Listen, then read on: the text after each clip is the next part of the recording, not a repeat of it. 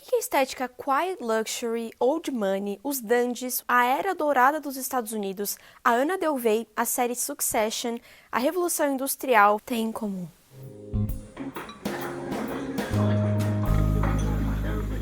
Eu sei que parece que eu juntei um monte de temas, conceitos e assuntos aleatórios, mas eu prometo que todos eles estão dentro do mesmo universo. O desejo de pertencer, ou parecer que pertence. No vídeo de hoje, a gente vai falar sobre essa obsessão histórica por status, identidade e poder. E a aparência também, né? É claro. Desde os dandies lá do século XIX, que eu já vou falar quem eles eram, tá? Muita calma nessa hora. Até o fenômeno do Quiet Luxury, que eu também vou explicar o que é essa aesthetic. Bora lá?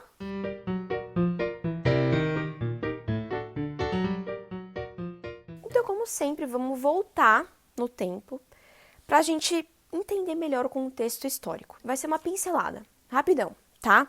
Revolução Industrial. Iniciou na Inglaterra por volta de 1760 e se espalhou pelo mundo. E foi marcada pela transição de um sistema manual, artesanal, para um sistema mecanizado, com o uso de máquinas a vapor, com avanços tecnológicos, né? Foi o começo do mundo como a gente conhece hoje, né? Logo depois, de 1789 até 1799, tivemos a Revolução Francesa, que foi marcada pelo fim do antigo regime, a aristocracia e a nobreza foram derrubadas e da ascensão da burguesia.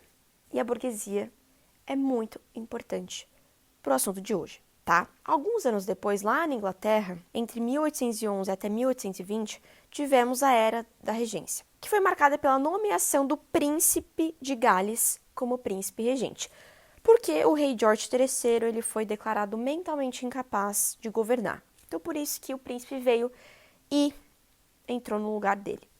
E por que é importante a gente falar sobre esse príncipe regente? Porque ele era amigo de um cara muito importante da história da moda, o George Brumel. E quem era esse George Brumel? George era uma figura muito caricata. Eu não sei nem descrever. Quanto mais eu pesquisava sobre ele, mais eu desgostava desse homem. Ele conheceu o príncipe de Gales, que eles eram bons amigos, tá?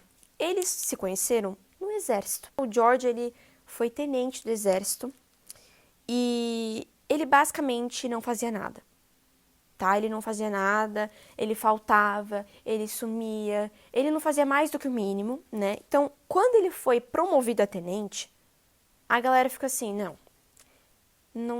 não faz sentido. Claramente, ele só foi promovido porque ele era amiguinho do príncipe. Depois de uns anos, ele acabou saindo do exército. Existem fontes que dizem que ele foi forçado a sair e outras que dizem que ele saiu por vontade própria porque o regimento dele ia sair de Londres e ia ser transferido para Manchester. E ele falava que Manchester tinha uma má reputação, que a cidade era indistinta e não tinha cultura nem civilidade. Aí você já começa a ver traços da personalidade dele, tá? Ok? E eu acho mais provável que ele tenha saído por vontade própria, porque isso é muito a cara dele de se falar, sabe? É bem chato. E mesmo depois dele ter saído do exército, ele continuou sendo muito amigo do príncipe. E aí você me pergunta, mas Júlia, ele era de classe alta? Porque assim, beleza, eles se conheceram no exército, ficaram próximos do exército, mas o príncipe era um príncipe, né? Elite, nobre, com títulos, o George andava com essa galera por quê? Apesar de pertencer à classe média, Brumel tornou-se próximo da família real inglesa e usou essa posição para ingressar na alta sociedade. Sua aparência elegante, charme natural e sagacidade afiada o tornaram famoso por ser famoso. Brumel era conhecido por se preocupar com a aparência e foi um dos primeiros a rejeitar as sedas e meias ornamentadas da aristocracia.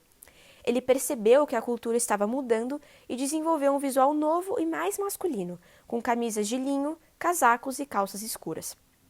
Isso rompeu com a moda da época e deu início a uma tendência que levou diretamente aos ternos masculinos que vemos hoje. Então, o que acontece? Ele era, sim, amigo do príncipe e isso foi literalmente o que fez com que ele conseguisse ingressar nessa alta sociedade, mas as pessoas respeitavam ele. Não só o príncipe, os amigos do príncipe, aquela galera da alta sociedade, que era tipo um clubinho, né? E também mais do que isso, né? Ele criou uma tendência. Então as pessoas ficavam inspiradas por ele, né? Queriam fazer igual. Ele foi basicamente o primeiro influencer. Ele era um socialite. Ele era uma mistura de Anna Delvey e Alexa Chung. E quem eram essas duas pessoas?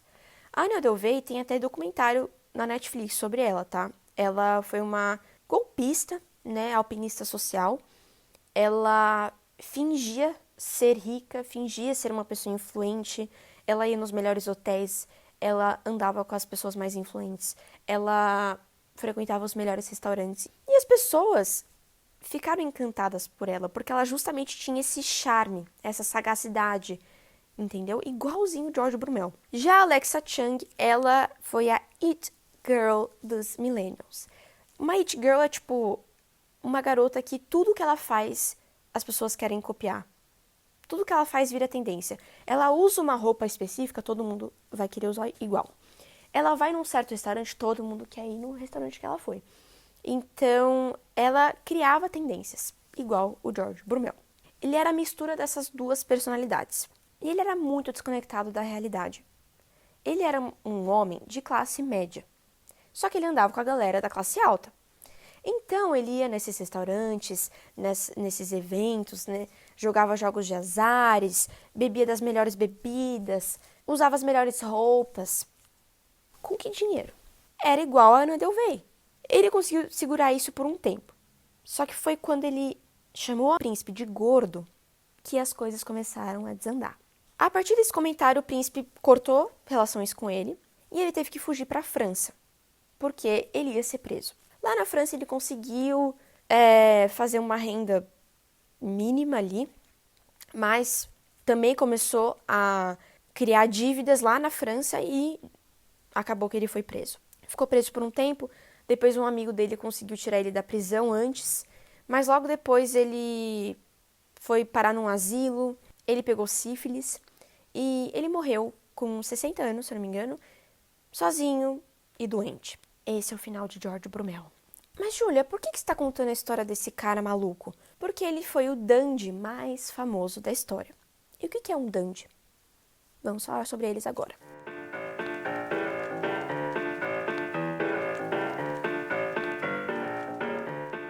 O Brumel, como ele foi criador dessa tendência de moda, né, dos ternos, do linho, dos casacos e calças escuras, ele criou um estilo novo, o dandismo. E o que é o dandismo exatamente? São só homens que se vestem de forma elegante, minimalista? Não. Os dandies, eles eram figuras muito complexas, tanto que quando eu estava pesquisando sobre eles, eu demorei muito para entender como que funcionava a cabeça dessas criaturas. O dandismo, ele se refere a um movimento cultural e estético que se caracteriza pela busca de elegância e sofisticação na vestimenta e postura, como afirmação de identidade e resistência. O termo, que surgiu no século XIX, era inicialmente associado a homens que se vestiam de forma extremamente elegante e refinada, muitas vezes com trajes sob medida, para se destacar e desafiar normas sociais, especialmente no contexto da Inglaterra. O dandismo, ele eventualmente se expandiu para a França também, tá? Só para deixar pontuado aqui. Eu acho que o mais interessante dessa frase é quando ele fala desafiar normas sociais. O que isso quer dizer? O primeiro ponto é que eles rejeitam justamente essa produtividade da era da industrialização. Aquela valorização do trabalho que estava crescendo muito naquela época era algo que os dandies não queriam saber. Eles viviam pelo estilo e pelo lazer, basicamente. E por conta dessa oposição à produtividade, eles não gostavam nem um pouco da burguesia, tá? Isso é muito importante para os dandies. Outro ponto, a própria moda. Naquela época, a moda era algo muito uniformizado e padronizado. E eles irem contra isso e criarem a própria tendência é, de uma certa forma, desafiar normas sociais. É muito fácil você achar tirinhas daquela época em que os dandies eram desenhados como caricaturas extremamente exageradas e toscas, esquisitas. Então, eles eram motivo de chacota. Então, por conta disso, eles também iam contra normas sociais. E o último ponto é justamente a filosofia deles de que para ser um dandy não precisa ser um aristocrata. A aristocracia está no espírito, está na mente. Você não precisa vir de uma família aristocrata nobre, com títulos, herdeira, enfim, para você ser uma pessoa com gosto, inteligência estética, vaidade, né? Não precisa ter nenhum tipo de linhagem. Você é o seu próprio aristocrata, digamos assim. Então, basicamente, esses são os pontos e as normas que eles desafiavam. No século XIX europeu, havia uma figura pública e artística dissonante, que baseava seu vestir, seu andar e seu falar em seu singular ideal estético. Para o dandy, novo arbítrio das elegâncias, sua existência deveria constituir-se como obra de arte, como agente de uma existência artificial e hiperestilizada, se não estranha a muitos de seus contemporâneos. Longe da figura exemplar dessa classe e de suas preocupações políticas e sociais, o dandy oitocentista configurava a antítese da figura do intelectual engajado, que nasce no mesmo período. Então vamos destrinchar essa frase aqui. Os dandies, eles eram vistos como criaturas bem peculiares pelas outras pessoas, tá? E o que era engraçado é que eles têm toda essa filosofia de superioridade aristocrática da mente, mas os caras não estão nem aí com política e questões sociais. Por isso que ele fala que os dandies eram literalmente o oposto de um homem intelectual, que se importa com essas questões, né? Lembrando que nesse período muitas coisas estavam acontecendo, tá? Na era da regência, principalmente na Inglaterra, né? Que foi onde os dandies surgiram por conta do Bromel, a desigualdade social estava crescendo. A alta sociedade elite, Master Blaster, ostentava muito. Eles viviam num glamour excessivo, eles priorizavam o prazer. Então era uma época bem conturbada, tá? Em todas essas questões, mas os dandies não estavam preocupados com isso. Eles estavam mais preocupados em serem chiques e elegantes. Ok? Na minha opinião, eles eram muito fúteis e hipócritas, tá? Por quê? Eles eram contra a ascensão da burguesia, tanto que o que eu mais vi dos dandies, que eles eram muito contra, era o conformismo da burguesia. Só que, ao mesmo tempo, eles também não apoiavam a aristocracia.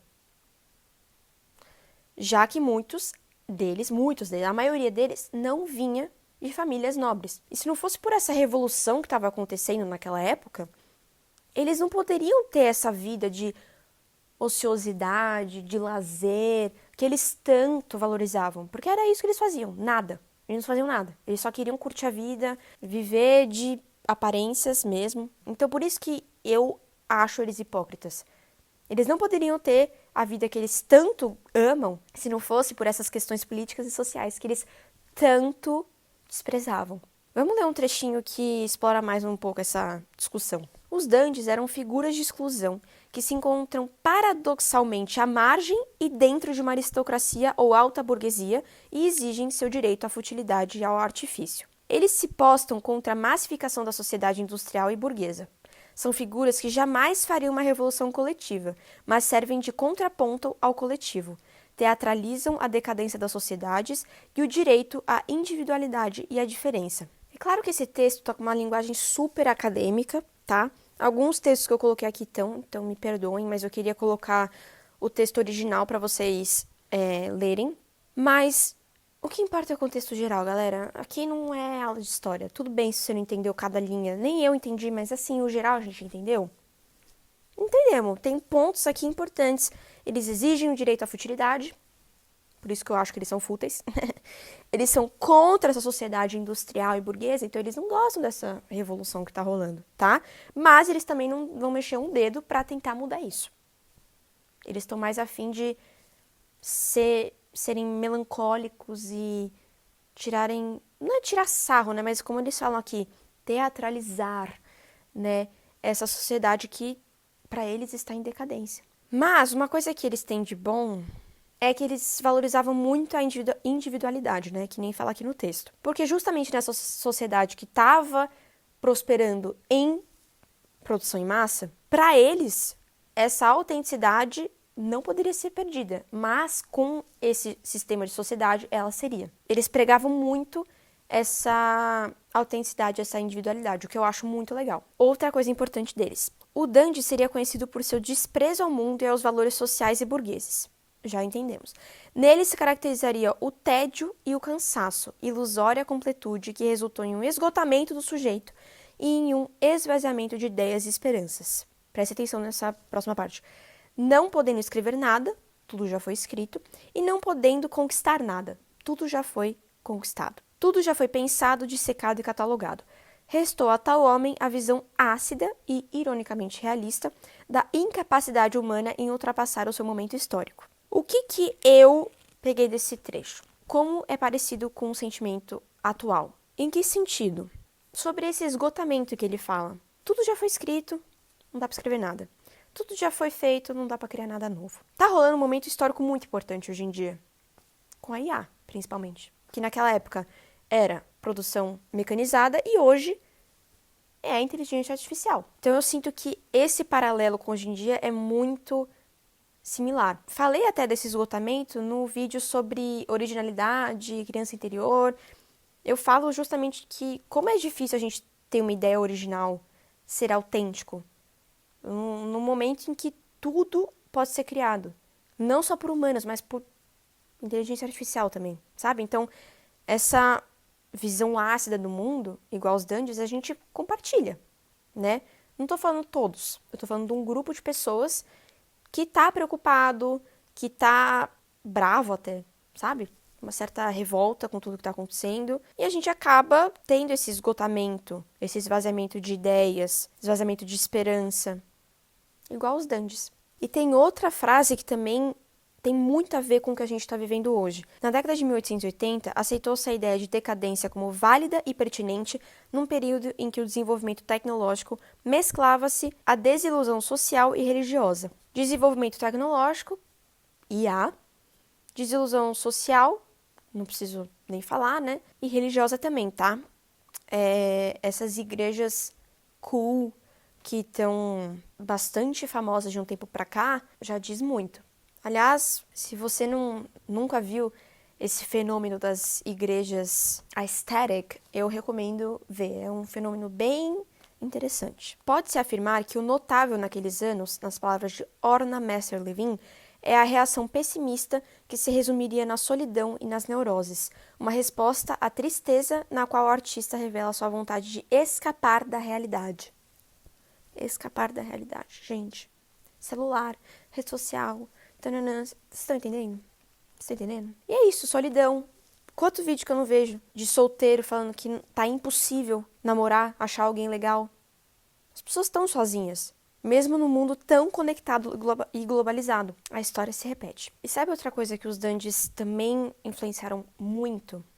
O Quiet Luxury. Que, pra quem não sabe, é uma estética que, traduzindo, significa luxo silencioso, que são essas roupas minimalistas, tons neutros, modelagem de alfaiataria, muito bem modeladas. É basicamente essa estética. E é muito luxuosa, mesmo sendo minimalista, porque o foco está na qualidade do tecido, está na qualidade da confecção, da modelagem, da durabilidade. E esses eram aspectos, características, valores muito importantes para os dandies. Pensem que antes do dandismo, a moda era extremamente maximalista. Os homens usavam perucas, eles usavam tecidos brilhantes, roupas coloridas, bordados, babados. Então essa mudança do maximalismo pro minimalismo foi uma mudança muito drástica na moda, né? E era uma moda muito luxuosa. Eram roupas que custavam, como a gente viu, 800 libras. Por isso que é um luxo silencioso. Porque a olho nu você pode até achar que é uma roupa simples, porque o visual é simples. Mas o tecido é nobre, a modelagem é feita sob medida. Então é esse o luxo silencioso. Por isso que esse quiet luxury que a gente vê, né, essa estética que a gente vê hoje, foi diretamente influenciada pelos dandies, que naquela época era outro tipo de vestimenta. Mas com a evolução dos modos e da moda, esse legado se manteve durante todos esses anos. E de onde surgiu essa estética quiet luxury que a gente conhece hoje em dia, né? Ela é muito influenciada pelo old money. O que é old money? Significa dinheiro antigo. São pessoas herdeiras, basicamente. É aquela família que é rica desde o século passado. Essas pessoas têm um estilo de vida muito diferente do que a gente conhece. E elas valorizam muito justamente essa qualidade, durabilidade e minimalismo dos dandies, que é o que a gente vê no Pinterest quando você pesquisa Quiet Luxury ou Old Money. As estéticas são muito parecidas, mas o Old Money ele envolve muito mais o estilo de vida das pessoas que usam aquela estética, aquelas roupas, aquele estilo. E esse estilo de vida consiste em jogar tênis, jogar golfe, ter uma casa no campo, viajar, ser uma pessoa estudada. É uma estética que tem muitas camadas. E ela é muito baseada, claro, na Europa também, muito, mas eu diria que principalmente nos Estados Unidos. E a gente vai agora falar sobre a Era Dourada dos Estados Unidos, porque foi nessa época que o conceito de Old Money foi criado.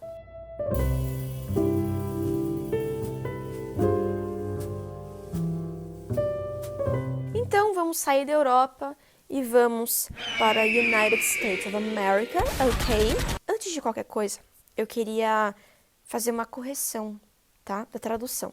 Em inglês, a Era Dourada é Gilded Age. Gilded não tem uma tradução direta para o português, tanto que a gente fala dourado.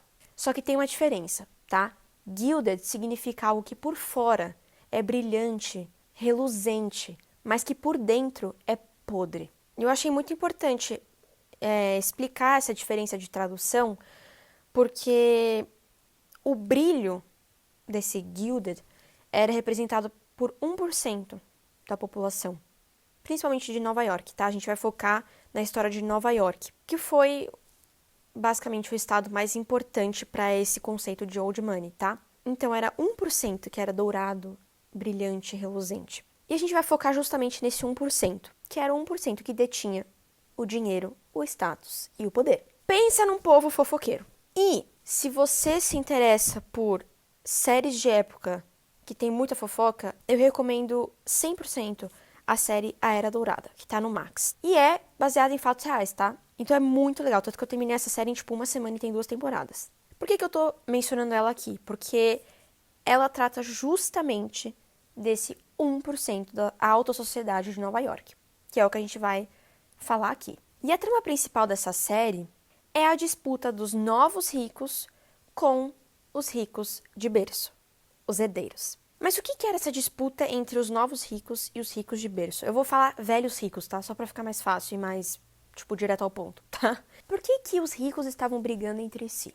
Os novos ricos eram os burgueses, justamente as pessoas que os dandies odiavam, tá? Lá nos Estados Unidos, esses novos ricos tinham uma fortuna inimaginável, tá? Eu tô falando inimaginável mesmo. Na época, eles eram milionários. Naquela época, que $50 se equivalia a $3.500. Imagina milhões. Só pra vocês terem uma ideia. Eles, geralmente, os novos ricos que eram realmente potências na economia da época, eles eram donos de ferrovias e indústrias siderúrgicas, que basicamente elas transformavam o minério de ferro em aço bruto, que depois era transformado em fios, tubos, chapas, enfim. Basicamente o que era usado para fazer essas ferrovias. Como a gente estava na era da industrialização, da produção em massa, o que era importante? Ter algum meio de transporte que levasse essas mercadorias para diferentes cidades, para diferentes estados, né? Assim movimentando a economia, capitalismo, lucro. Então, os novos ricos que tiveram essa sacada de perceber que as ferrovias seriam o grande investimento da época, eles já saíram na frente. É tipo na época em que a gente falava sobre criptomoeda e todo mundo ficava tipo, nossa, quem é o imbecil que vai comprar criptomoeda? Tipo, nada a ver. E aí a galera agora é milionária? É isso. Na época, era esse o tipo de visionário que eles eram. Só que tinha um porém. Essas pessoas não vinham de famílias geracionalmente ricas. Eles tinham feito toda essa fortuna, toda essa riqueza em uma geração só. Lá nos Estados Unidos, Esses velhos ricos muitas vezes eram descendentes de holandeses, britânicos e alemães, que se fizeram muitas vezes no próprio Estados Unidos. Mas também tinham imigrantes que vinham da própria Europa já ricos. Esses velhos ricos, eles tinham influência, tradição, fortuna, imóveis, todos herdados de gerações atrás. Então, qual que é a questão? Eles não gostavam nem um pouco de ver essas pessoas que vieram do nada tendo mais dinheiro do que eles. Como assim? Não. Só que os novos ricos, eles não podiam simplesmente desconsiderar a velha guarda, porque era justamente a velha guarda que era responsável por aceitar esses novos ricos na alta sociedade. Se eles não fossem aceitos, não importa o quanto de dinheiro você ostentasse, você não entraria.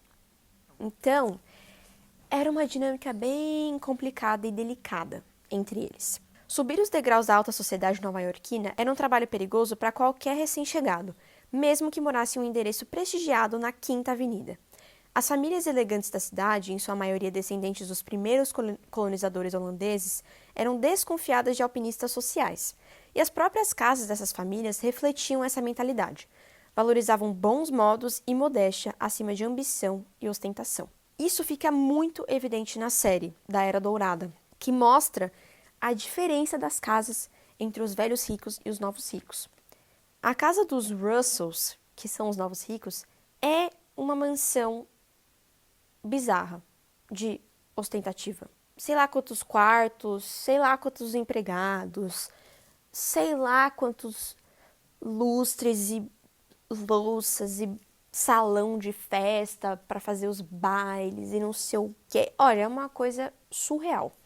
Já a casa dos Van Ryans, que são as velhas ricas, é uma casa escura, não tem luz. Dá pra ver que as coisas foram herdadas do tataravô, entendeu?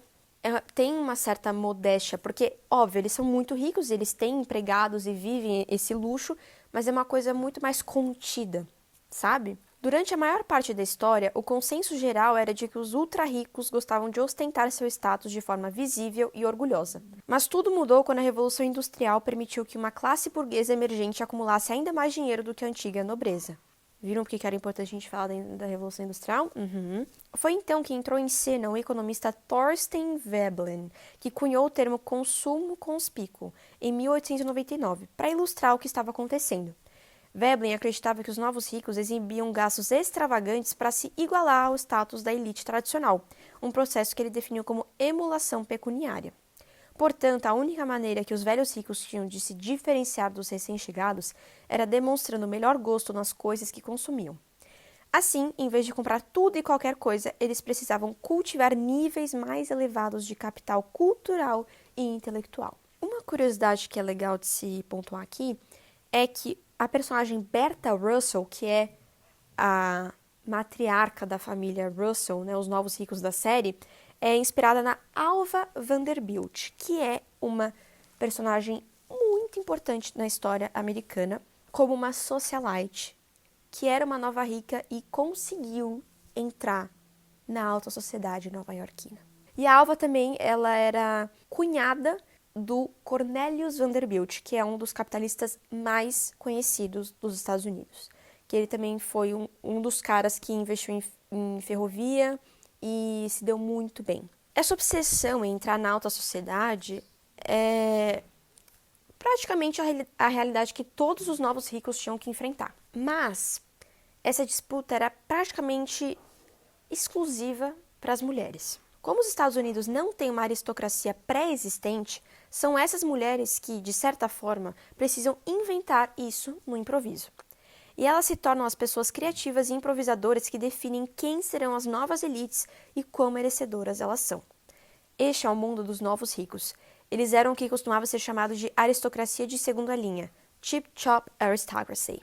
Eles não tinham linhagem nem genealogia e precisavam reivindicar algo para estabelecer sua legitimidade cultural. Uma forma de fazer isso era viver de maneira esplêndida, ser um espetáculo e impressionar as pessoas. Nomes como Rockefeller, Vanderbilt, Carnegie, esses foram um dos homens mais influentes da época, ou seja, os mais ricos, né? O Rockefeller Center, que é um marco turístico de Nova York, Carnegie Hall, que é um centro de eventos também super famoso, e muito mais. Todos esses homens são novos ricos. Eles eram capitalistas muito bem-sucedidos que vieram do nada e transformaram a nação. Eles eram a prova viva de que o sonho americano poderia se tornar realidade. E esse sonho americano é muito famoso, né? A gente escuta muito, o American Dream, não sei o quê, que é basicamente um ideal central nos Estados Unidos, que representa a crença de que qualquer pessoa, independentemente da sua origem, pode alcançar o sucesso e a prosperidade através do trabalho duro, determinação e iniciativa. Basicamente, a definição de meritocracia. Os novos ricos, mesmo que eles tenham revolucionado os Estados Unidos, literalmente, eles foram basicamente os responsáveis por criarem os Estados Unidos que a gente conhece hoje, né? Essa potência que a gente conhece hoje. Eles eram muito mal vistos pela alta sociedade. Vindo para os dias de hoje, tem muitas pessoas que, mesmo elas não estando inseridas nem no mundo dos herdeiros, nem no mundo dos novos ricos, elas têm opiniões muito fortes em relação a esses dois universos. Algumas pessoas acham esses novos ricos muito cafonas por usarem logos de grife dos pés à cabeça, ostentarem, enfim. E geralmente essas mesmas pessoas acham a estética quiet luxury, que a gente falou, né, esse luxo silencioso, muito inspiradoras, bonitas, elegantes, chiques, que é justamente uma estética que gira em torno do mundo old money.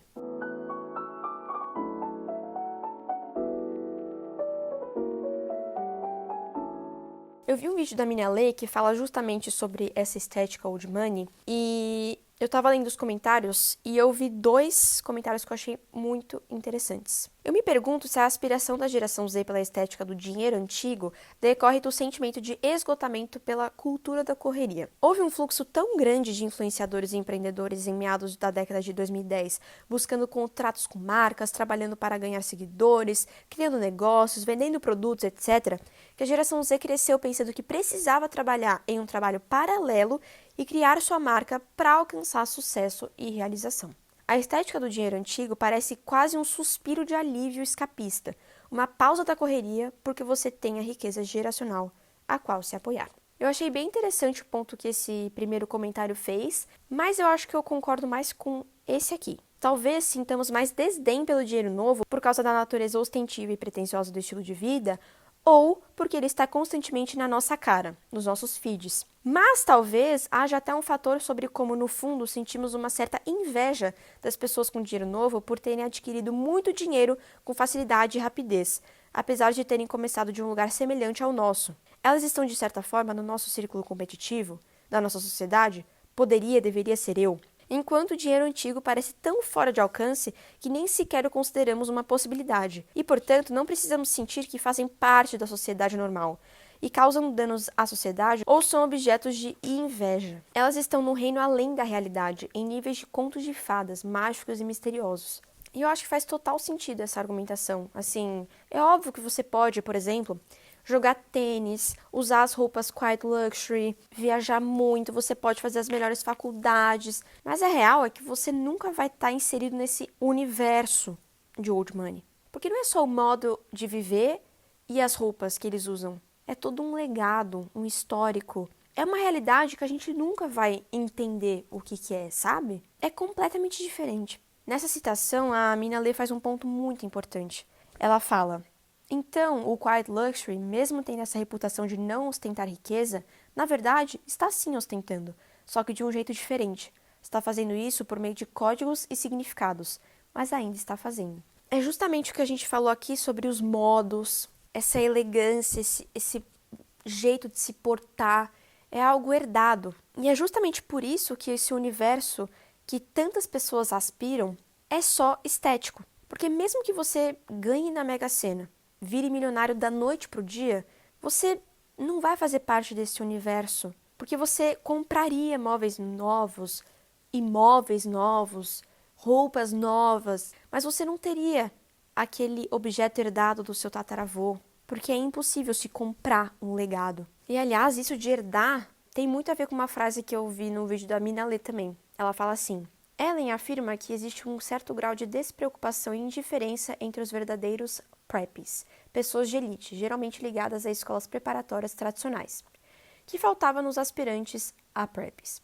Da mesma forma, o jornalista Vance Packard escreveu em 1959 que o aristocrata da Nova Inglaterra se apega aos seus sapatos rachados mesmo após muitos reparos e ao seu velho chapéu. Vestir-se de forma muito arrumada é sinal de insegurança quanto à sua posição social e riqueza. Ler isso me fez lembrar da Anna Delvey e do seu visual da Supreme, com seu moletom de capuz. E como, para um olhar despreparado, ela pode simplesmente parecer entediante ou sem nenhum senso de moda. Talvez tudo fizesse parte da farsa dela.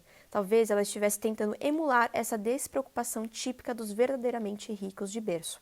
Eu vi um vídeo muito legal no YouTube, que eu também vou colocar na descrição, que é basicamente uma mulher, uma jornalista, que passa um final de semana com a família Arkwright. Esse Arkwright, ele foi o pai da Revolução Industrial. O nome dele era Richard Arkwright. Ele desenvolveu e patenteou a máquina de fiar em 1769, que permitia a produção em massa de fios de algodão de forma mais eficiente. Então, assim, o cara era o cara. E é justamente na casa do Johnny Arkwright que essa jornalista passa o final de semana. É muito interessante ver que, claro, é uma casa muito grande, mas a decoração da casa em si é muito normal, assim, chega até a ser aconchegante. E dá pra ver que são móveis usados, que com certeza são herdados, e tem quadros na parede de parentes dele que foram pintados. Então, é uma mistura muito engraçada, cômica, eu não sei, equilibrada, nem sei como definir, do herdado e do conquistado. Porque ele fala na entrevista que ele herdou a casa caindo aos pedaços. Estava muito mal cuidada. E ele teve que trabalhar muito para ter o dinheiro para reformar a casa e trazer ela de volta à glória, digamos assim. A Mina Lê, ela resume todo esse raciocínio nessa frase. Eu perguntei a ela, Ryan Finn, o que ela achava que realmente era o Quiet Luxury. E o que a gente acabou percebendo é que se trata mais de uma sensibilidade do que da aparência em si. Eu sinto que existem certos códigos sociais que muitas pessoas de old money seguem, como a forma de falar e certos comportamentos que vão muito além da maneira de se vestir. E tudo isso é reflexo de terem frequentado as escolas privadas específicas, preparatórios e de terem crescido nesse tipo de comunidade. São coisas que não podem ser replicadas com o suéter da Brunello Cucinelli. No fim das contas, a ideia de um uniforme de pessoa rica é uma mitologia criada por quem aspira a ser rico. E eu entendo porque as pessoas fazem isso. Faz com que quem quer fazer parte desse grupo e desse estilo de vida sinta que, se conseguir desvendar o código secreto, se comprar só um suéter de cachemir lindamente tricotado, então talvez consiga se infiltrar nos altos escalões da sociedade e, quem sabe, se elevar e pertencer. No fim, tudo volta ao sonho americano.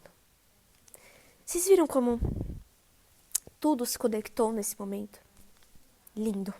Vocês sabiam que a série Succession é uma ótima modernização da série A Era Dourada?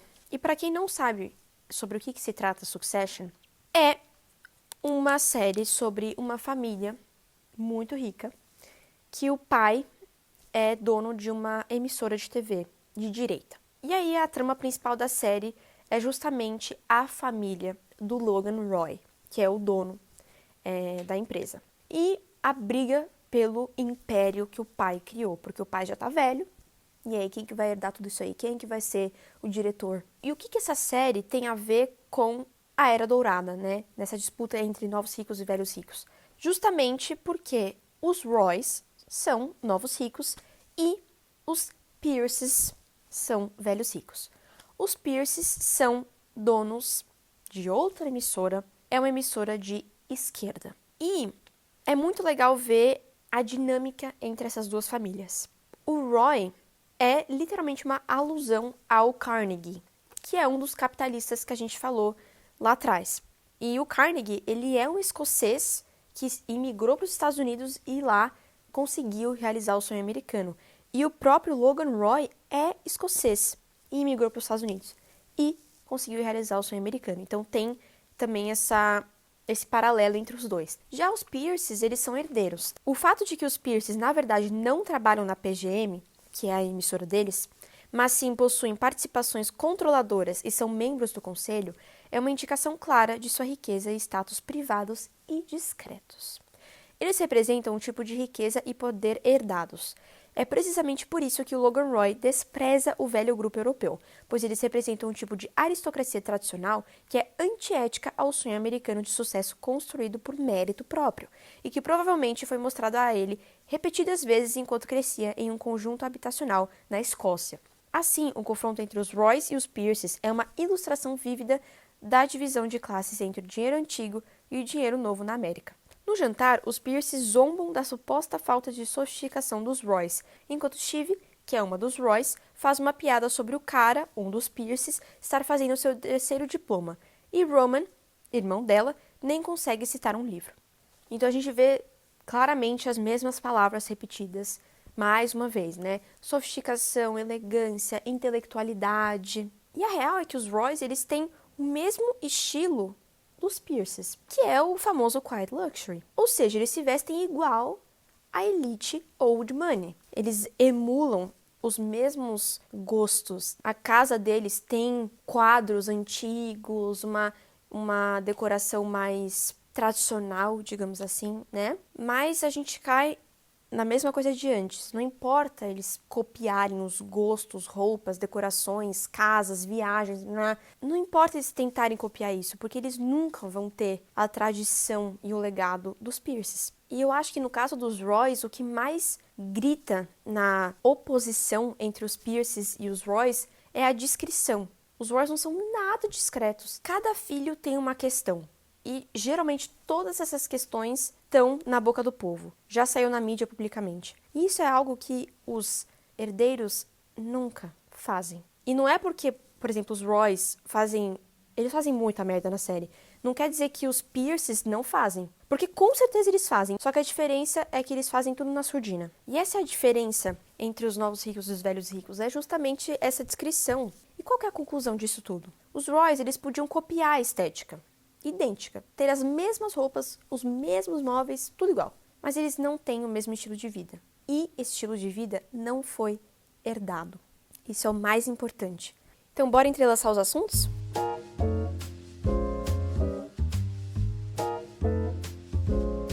Na real, antes da conclusão, eu só queria mostrar a minha roupa de hoje. Porque, obviamente, ela tá seguindo o tema. É um cara jogando golfe, tá? Ok? E importante dizer que eu comprei esse suéter no Enjoei e eu descobri que essa marca desse suéter foi fundada em 1860 nos Estados Unidos. Ok? Então eu achei perfeito esse suéter porque eu literalmente estou old money, tá? Isso aqui é old money, a roupa usada, ó, tá manchado aqui na manga, aqui atrás também tá com uma mancha. É isso aí, porque foi usada por alguém e foi passada de geração em geração até chegar em mim. Gente, eu acho que com o passar do vídeo, todos aqueles conceitos que eu falei lá na introdução, a primeira frase que eu falei, começaram a fazer sentido. Porque tem um fio condutor que costura todos esses assuntos. A vontade de pertencer ou parecer que pertence. Você quer usar a roupa Quiet Luxury que você tem salva no seu Pinterest ou você quer usar essa roupa nesse cenário deslumbrante e privilegiado? Os novos ricos de Nova York, eles poderiam fazer a mesma coisa. Emular e copiar as roupas e o glamour dos velhos ricos. Mas eles nunca seriam um deles, porque eles não têm um legado. Você pode ir no Pinterest e copiar o look que você viu com as suas peças da Shein ou da Zara até. E você pode até acabar ficando idêntico a um old money autêntico, mas para um olho destreinado. Existem códigos, modos, detalhes, segredos que a gente nunca vai saber. E a verdade é que esses códigos, eles existem justamente para excluir. E no fim, talvez a gente nem queira pertencer a esse clubinho. Pelo contrário, a gente só queira passar uma imagem específica para as pessoas. Seja elegância, sofisticação, credibilidade, poder. E isso não tem problema algum, pelo contrário, é a coisa mais normal e inteligente de se fazer. Mas o mais importante, na minha opinião, é a gente se manter autêntico aos nossos gostos, nossas peculiaridades, nossas singularidades, nosso toque único. Eu acho muito legal, por exemplo, usar uma roupa que seja Quiet Luxury e que seja alfaiataria, tons neutros, mas colocar, por exemplo, acessórios maximalistas, ou colocar um sapato diferentão, ou sei lá, usar um acessório que quebre um pouco essa seriedade, sabe? Algo que esteja alinhado com o seu gosto pessoal mesmo. Eu acho muito legal a gente ver quão profunda uma estética pode ser. Um simples estilo, um visual. Porque olha quantas camadas a gente descobriu que uma estética pode ter. Quanta história, quanta disputa. E muitos paralelos, né? Porque, como a gente viu, a história sempre se repete. É isso. Um beijo e até o próximo vídeo. Gente, eu queria falar um pouco... eu vou até deixar o microfone de lado, que pra quem não sabe, o microfone é falso. É de mentira, é só pra ficar legal, porque o meu microfone tá aqui, escondido. Só pra falar por que eu sumi esse tempo e não postei. Eu tava fazendo um cronograma de postar de 3 em 3 semanas, aos domingos, mas acabou que em maio eu fiquei meio doente, aí eu não consegui fazer o roteiro, mas depois eu melhorei. Mas aí depois eu piorei de novo, mas foi mais por questão de ansiedade, tá? Fiquei bloqueada completamente. Não conseguia fazer o roteiro, eu não conseguia pesquisar, eu não conseguia, tipo, eu ficava na frente do computador e eu ficava assim, travada, tipo, não saía nada. E eu tô falando tudo isso, não é pra, tipo, me justificar. Também um pouco, porque eu falei que eu ia postar o vídeo numa semana, mas eu acabei não postando também, então eu meio que iludi, eu enganei as pessoas. Mas mais pra... Eu não sei, porque eu sei que tem muitas pessoas que têm esse mesmo problema de perfeccionismo, de medo de falhar, medo de decepcionar as pessoas, autossabotagem, olha, o que é procrastinação, meu Deus do céu. Quem é procrastinador sabe o quão ruim é ser assim. De verdade, é horrível. E eu tenho muito esse problema, sempre tive. E hoje, tipo, esses últimos tempos, eu senti muito essa procrastinação, tipo, me corroendo, assim. De verdade, porque eu queria muito fazer esse vídeo logo. Eu pesquisei muito pra fazer esse vídeo. Eu me interessei muito pelo assunto. Mas mesmo assim, eu ficava adiando. Nunca achava que tava bom o suficiente. E a real é que nunca vai estar. Nunca vai estar. Tipo, hoje eu demorei 4 horas pra gravar esse vídeo. Foi o vídeo que eu mais demorei pra gravar. Só que nunca vai ficar perfeito, sabe? E eu só quis falar isso para as pessoas que também têm essa mesma questão ou que só têm ansiedade também e ficam tipo, nossa, é realmente horrível, porque é horrível. E é tipo uma fera que você tem que domar e é muito difícil, tá? Então talvez eu mude um pouco a frequência de postagem. Eu quero postar mais frequentemente, tá? Mas eu primeiro preciso entender o que eu posso fazer para deixar todo esse processo menos desesperador para mim, tá? E também porque eu quero trazer o melhor conteúdo para vocês, beleza? Espero que vocês entendam e espero que vocês tenham curtido esse vídeo, porque deu muito trabalho para fazer. Chega de falar, já me expliquei aqui, já fiz uma sessão de desabafo e caso você tenha se identificado comigo, pode mandar mensagem na DM, a gente conversa sobre, a gente faz uma sessão de desabafo, tá? Tem várias pessoas que me mandam mensagem, eu amo quando vocês mandam mensagem e a gente consegue bater um papo, é muito legal. Então é isso. Agora eu vou descansar porque meu cérebro tá frito, simplesmente.